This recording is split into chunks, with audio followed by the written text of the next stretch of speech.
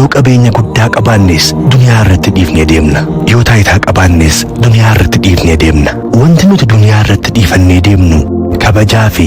ashaaraa khayrii dachee irraa qabnu kana ilaamee boruu keenya gaa har'an booreessinu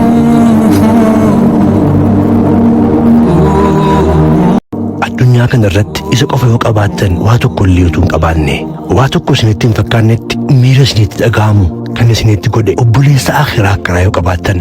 wallaahi isin carroomaadha. Saami eeyyeen saami namni biraa akkas hin dursine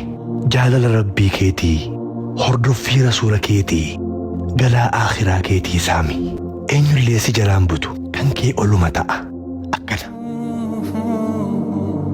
kabajaan hammanan jedhamne isaaniif haa ta'u kanneen zamanni dhufus zamanni dabrus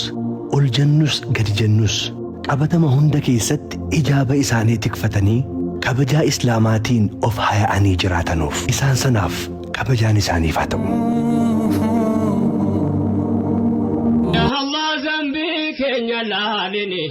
dini dan nushumte nusharini nafsi yab shaytani nundalini ad-dunya akhiran khasarini atinu daga ya rabbi kenya halkani guya sitiyatenya